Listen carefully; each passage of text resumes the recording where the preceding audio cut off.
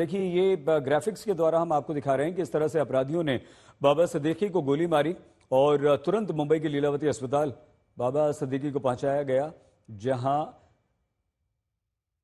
जहां उन्हें डॉक्टर्स ने मृत घोषित कर दिया गया। स्केच के द्वारा एक बार फिर से हम आपको दिखाने का प्रयास करते हैं कि किस तरह से बाबा सिद्दीकी को अपराधियों ने गोली मारी है। 3 ये हत्यारे थे जो वहां पर पहुंचे और इनके पास अत्याधुनिक हथियार थे। इस तरह से बाबा सिद्दीकी अपने बेटे जीशान सिद्दीकी जो कि विधायक हैं उनके ऑफिस के बाहर निकले और इन्होंने उन पर गोलियां चलानी शुरू कर दी। एक सीने में गोली लगी, 2 पेट में गोली लगी। उसके तुरंत बाद बाबा सिद्दीकी को बांद्रा में ही मुंबई के मशहूर लीलावती अस्पताल ले जाया गया। कुछ ही देर बाद डॉक्टर्स ने उन्हें मृत घोषित कर दिया। ये 3 अपराधी हैं, 3 बदमाश हैं। स्केच के द्वारा ये देखिए, समझिए कि कैसे बाबा सिद्दीकी को गोली मारी गई है।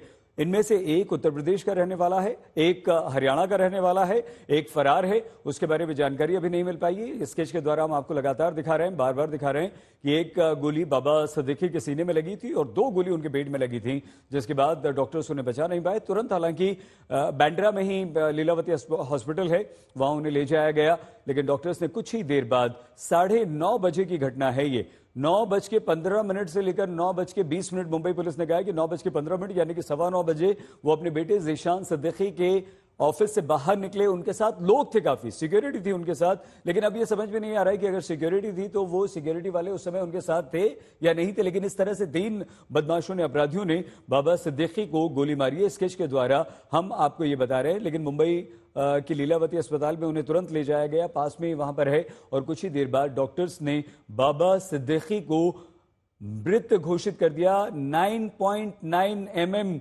की पिस्टल से, ये मुंबई पुलिस ने कहा है, और ये 9.9 mm की जो पिस्टल है ये सेमी ऑटोमेटिक पिस्टल है, अत्याधुनिक हथियार है, जिसको हमारी पुलिस और हमारे सुरक्षा बल भी इस्तेमाल करते हैं। 13 राउंड से एक साथ गोली चलती है। और बड़ी खबर इस समय की यही है कि मुंबई के बांद्रा में बाबा सिद्दीकी को, एनसीपी के नेता को, 3 बार के लगातार सांसद रहे, मंत्री रहे, उनकी गोली मारकर हत्या कर दी गई है। महाराष्ट्र की राजनीति में इस समय हंगामा मच गया है। एनसीपी नेता बाबा सिद्दीकी की या सरकारच्या कायदा सुव्यवस्थेच्या बाबतची भूमिका मांडलेली होती। सरकारच गुन्हेगारांना पाठीशी घालते आणि त्याचेच परिणाम आज महाराष्ट्रामध्ये सामान्य लोक, शाळेतल्या मुलीसुद्धा, लहान मुलीसुद्धा सुरक्षित नाही, महिला सुरक्षित नाही, सामान्य माणूस सुरक्षित नाही। आज एक राजकीय नेता ज्यांना ते राज्यमंत्री महाराष्ट्राच्या विधिमंडळामध्ये त्यांनी महाराष्ट्राच्या मंत्रालयात काम केलेलं आहे, अशा व्यक्तीसुद्धा आज सुरक्षित नाही।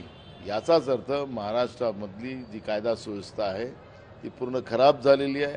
हे आज त्याच्यावर शिक्कामोर्तब झालेलं आहे। राज्याच्या पोलीस महासंचालक यांची असंविधानिक पोस्टिंग करून सरकारने IPS अधिकाऱ्यांमध्ये आपसातलाच रिव्हेंज निर्माण करून आज कायदा सुव्यवस्थेचे प्रश्न निर्माण झालेले आहेत। आणि म्हणून आज जी घटना झालेली आहे दुर्दैवी घटना आहे, सरकारची नामुष्की आहे, सरकारचं हे पाप आहे।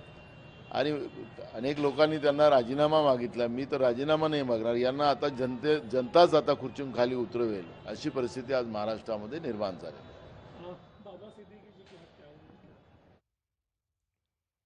समाजवादी पार्टी के नेता विधायक अबू आजमी जी इस समय हमारे साथ जुड़ चुके हैं। आजमी साहब, आप तो कुछ देर पहले ही हॉस्पिटल गए थे, लीलावती हॉस्पिटल हम देख रहे थे, हमने बताया आपको कि अभी आप हॉस्पिटल में ही हैं, निकल आए, परिवार से बात हुई, क्या जानकारी सर आपको मिली? मैं हॉस्पिटल में हूँ, सब लोग परेशान है, किससे बात करें, यहाँ सब परेशान है, डेड बॉडी यहाँ पड़ी हुई है।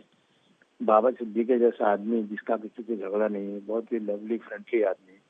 मैं बाबा सिद्दीकी को तकरीबन 35 सालों से जानता हूँ, सबसे मिलनसार, कुछ नहीं। अब ऐसे आदमी का मर्डर हो जाना, मैं सोचता हूँ कि मुंबई जैसी आर्थिक राजधानी में अब लोगों को डर लगता है कि ऐसा भी हो सकता है, इस तरह हो रहा है।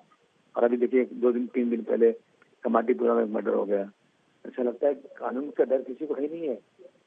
मैं सोचता हूँ कि कानून में कुछ अमेंडमेंट करने की जरूरत है, जमानत हो जाती है लोगों की। अभी इसके पहले हमारे एक दोस्त अंधेरी में उसका मर्डर हुआ, मर्डर की फोटो मिली, उसका CCTV फोटो भी आया और वो घूम रहा है, वापस कुछ नहीं हुआ उसका अभी तक।